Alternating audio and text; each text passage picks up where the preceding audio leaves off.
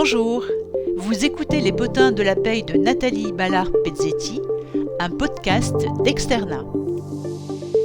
Bonjour, bienvenue dans ce nouveau potin de la paye d'été, donc potin avec un sujet brûlant, comme le soleil d'été 2026. Quel sujet? La transparence salariale. Ah oui, on en entend beaucoup parler, hein. Eh ben oui, mais nous aussi on va en parler. On entend parler comme d'un sujet d'égalité professionnelle, un sujet de mise en conformité, parfois un sujet même plus large de politique RH. Ben oui, oui. Ah oui, là, par contre, j'ai rarement entendu parler de la transparence salariale comme un sujet de DSN. Ah, remettons l'église au milieu du village. La DSN, vous savez, la fameuse déclaration sociale nominative. C'est la déclaration mensuelle produite à partir des données de paye. Et oui, elle permet de transmettre aux différents organismes, les organismes de protection sociale, les informations concernant chaque salarié, son temps de travail, ses absences, les cotisations, mais aussi et surtout sa rémunération. On y vient. Mais oui.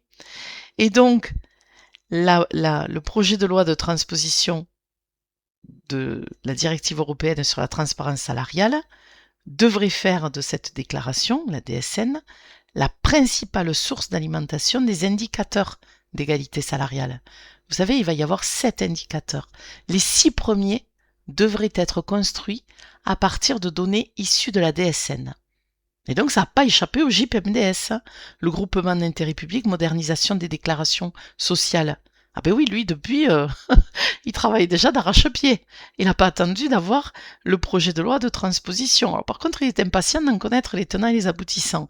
Mais pourquoi? Parce qu'il est chargé de piloter les évolutions de la DSN et surtout de nous donner les indications relatives aux rubriques de DSN qui vont alimenter les indicateurs.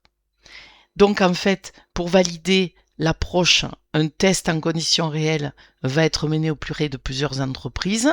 Et l'idée ici, c'est d'éviter évidemment les ressaisies, d'harmoniser surtout les méthodes de calcul entre toutes les entreprises et surtout, et ça en interne vous aurez à le faire, de fiabiliser les indicateurs qui seront produits et qui vont être utilisés pour de fiabiliser les rubriques plus exactement de la DSN pour produire des indicateurs fiables.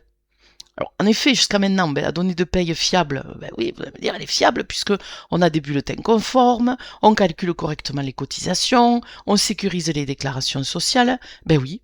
Demain, cette même donnée sociale, cette DSN, va servir également à mesurer les écarts de rémunération entre les femmes et les hommes. Elle va permettre donc de produire les indicateurs qui seront ensuite publiés, analysés, comparés et même qui pourront être contestés, voire modifiés. En fait, la paye, ça sera plus seulement l'outil de calcul, hein.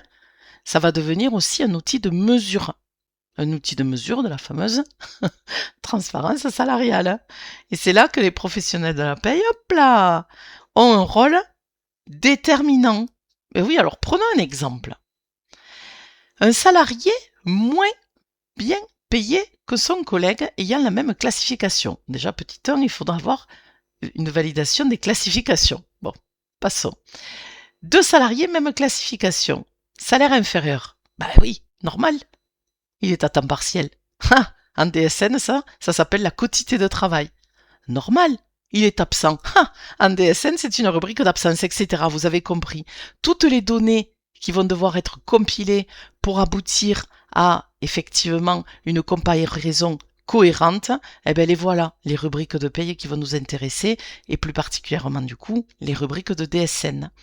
Donc, finalement, si les rubriques sont incorrectes, elles vont fausser les indicateurs, donner une image inexacte de la politique de rémunération de l'entreprise.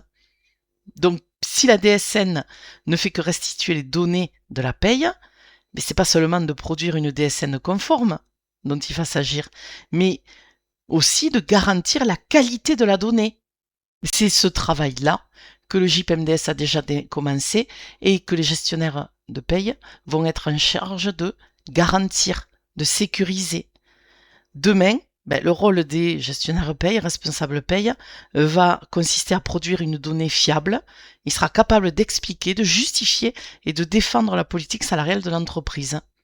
Donc finalement, la transparence salariale, elle commencera pas quand les indicateurs seront publiés. Elle a déjà commencé. Elle commence chaque mois quand on établit la paye, quand on établit la DSN, ligne après ligne du bulletin, dans la qualité des données qui alimentent la DSN et par ricochet les indicateurs. Voilà. Vous avez vu comment on remet la paye au milieu du village? Allez, je vous souhaite un bel été. À bientôt pour un prochain potin de la paye.